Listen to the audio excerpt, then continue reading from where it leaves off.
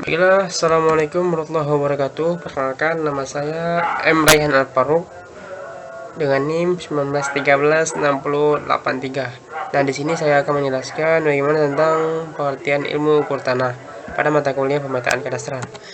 Nah, yang pertama itu definisinya. Jadi, pengukuran tanah itu adalah sebuah seni penentuan posisi relatif pada di atas atau di bawah permukaan bumi.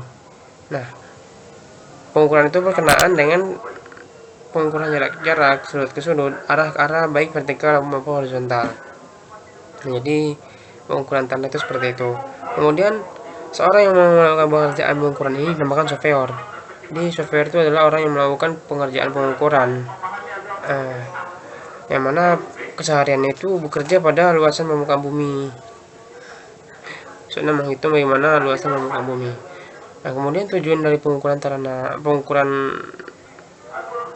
tanah ini itu untuk mengetahui bagaimana ukuran-ukuran dan kontur permukaan tanah yang nantinya akan disajikan dalam bentuk gambar rencana atau peta, sehingga kita dapat mengetahui bagaimana garis batas tanah, mengukur luasan tanah dan volumenya, sehingga nantinya akan ditujukan untuk suatu proyek, salah satu proyek tersebut. Kemudian sejarah pengembangan survei. Jadi awalnya itu pada tahun 1607 kegiatan survei itu menggunakan alat yang namanya teleskop yang ditemukan oleh Le Verrier. Jadi pada saat itu pengukuran itu menggunakan teleskop. Nah, kemudian pada tahun 1631 berkembang instrumen-instrumen lainnya seperti yang ditemukan oleh Pierre Vernier, yaitu instrumen sebagai alat pembagian skala yang akurat yang ditemukan oleh mereka. Nah, kemudian pada tahun 1830 itu Draper dan Young mereka merancang instrumen sehingga bisa mengukur sudut yang dapat diputar. Alat itu dapat diputar pada sumbunya, jadi memudahkan kita para surveyor. Nah, kemudian dalam perkembangan survei ini itu dikembangkan dari ilmu astronomi, astrologi, dan matematika. Jadi gambar-gambarnya seperti ini gambar-gambarannya. Nah, kemudian kita masuk ke klasifikasi survei.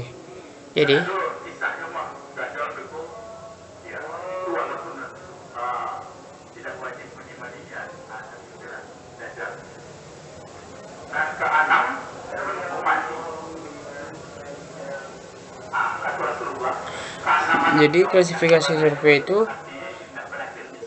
ada beberapa bagian. Jadi yang pertama itu survei atas dasar akurasi. Nah, dasar akurasi ini menekankan pada dua bagian, yaitu survei planimetris dan survei geodetis. Kemudian survei planimetris itu sendiri merupakan survei yang berasumsi bahwa permukaan bumi itu mendatar atau melengkung. Jadi sama seperti permukaan bumi itu datar atau bulat. Nah, itu. Kemudian yang kedua itu ada survei geodetis. Nah, survei ini menghitungkan bentuk bumi yang melengkung dan melakukan pengukuran jarak dan sudut ketelitian tinggi. Nah, kalau survei geodetis ini menghitungkan bentuk bumi yang melengkung. Jadi yang bentuk bumi itu melengkung diukurlah berapa jaraknya, berapa sudut lengkungannya, seperti itu. Kemudian yang kedua itu ada survei, yang ke B ada survei atas dasar metode penentuan posisi. Nah, penentuan posisi ini ada dua metode. Yang pertama ada metode terrestris, kemudian ada metode extraterrestris. Nah, metode terrestris sendiri itu merupakan metode yang dilakukan berdasarkan pengukuran dan pengamatan yang semuanya dilakukan di permukaan bumi.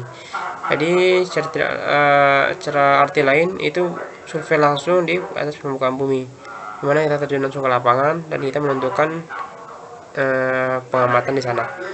Kemudian yang kedua itu ada metode extraterrestris, yaitu survei yang dilakukan berdasarkan pengukuran dan pengamatan dilakukan ke objek atau benda angkasa, baik yang alamiah seperti bulan, bintang, maupun buatan. Jadi kita mengukurnya itu berdasarkan objek-objek yang ada di angkasa.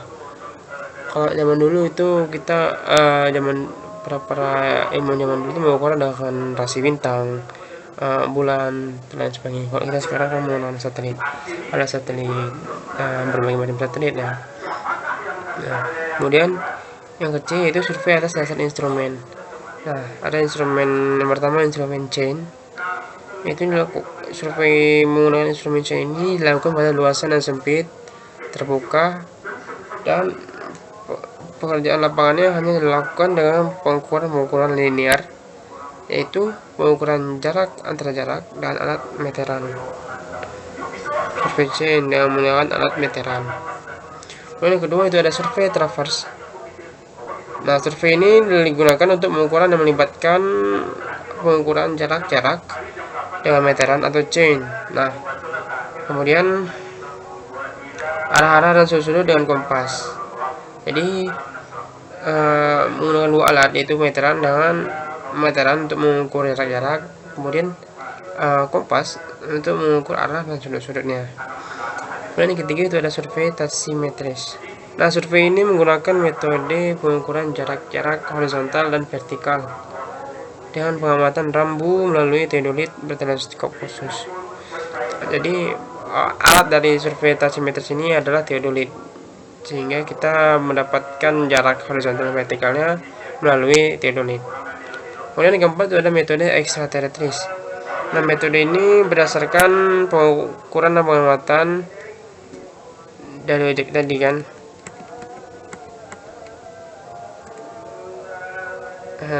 Kemudian yang keempat itu ada survei atas dasar tujuan. Nah, survei ini banyak tujuan. Yang pertama itu survei rekayasa. Nah, survei rekayasa ini dilakukan untuk penyediaan data yang lengkap untuk desain rekayasa seperti jalan layang, rel kereta, saluran air, saluran limbah, bendungan, dan sebagainya. Nah, yang pertama surveinya itu untuk penyediaan data. Contoh kayak itu tadi, kayak peta jalan layang.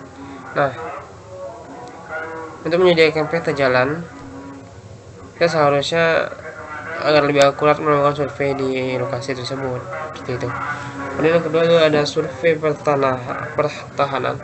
Nah, survei ini dilakukan oleh para militer, namun dikhususkan untuk penyediaan informasi strategis yang dijadikan putusan kebijakan jalanan peperangan. Nah, jadi untuk melancarkan serangan-serangan atau melancarkan kegiatan peperangan, nah, survei ini juga diperlukan. Kemudian yang ketiga itu survei geologi. Nah, survei ini dilakukan di permukaan maupun subpermukaan untuk menentukan lokasi, volume, dan cadangan mineral dan tipe-tipe batuan. Nah, survei geologi ini untuk menentukan bagaimana mineral batuan-batuan yang ada di dalam permukaan bumi, seperti itu. Kemudian yang keempat adalah survei geografi. Survei ini dilakukan untuk penyediaan data dalam rangka pembuatan peta geografi. Nah, peta itu mungkin dipersiapkan untuk efisiensi atau analisis tata guna lahan, tanah, sumber dan intensitas irigasi, lokasi geografis. Kemudian yang ke itu ada survei atas dasar tempat.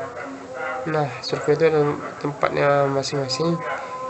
Survei tanah itu pengukuran garis batas tanah, penentuan jarak dan azimutnya, pembagian tanah atas dasar bentuk, ukuran, perhitungan luas, pemasangan patok, batas, bidang tanah, dan penentuan lokasinya. Nah, survei tanah itu yang seperti dilakukan oleh BPN, Badan Pertanahan Nasional, untuk mengukuran batas tanah. Kemudian yang kedua itu ada survei hidrografi. Nah, survei ini berkaitan dengan air ya. Kita melihat bagaimana air itu, pengambilan data atas garis sudut pantai dari badan air tersebut. Biasanya kalau survei ini dilakukan oleh PAM atau sumber daya air. Dan yang ketiga itu ada survei bawah tanah. Survei ini dipersiapkan untuk perencanaan bawah tanah, penempatan titik terowongan, lubang udara, dan aliran. Nah, survei bawah tanah ini berguna juga untuk kegiatan pertambangan. Kemudian yang keempat ada survei udara. Survei ini berguna untuk pengadaan peta skala besar. Nah, maksudnya itu ialah kita mensurvei di atas satelit sehingga menampakkan skala-skala yang besar. Nah, jadi itulah dia tentang pembahasan ilmu ukur tanah. Yang tadi itu ada pengertian dan definisinya, kemudian yang kedua itu ada sejarahnya bagaimana ilmu ukur tanah itu, dan yang ketiga ada klasifikasi dari pembagian bentuk ilmu ukur tanah. Demikian pendapat yang saya sampaikan, lebih kurang saya mohon maaf. Assalamualaikum warahmatullahi wabarakatuh.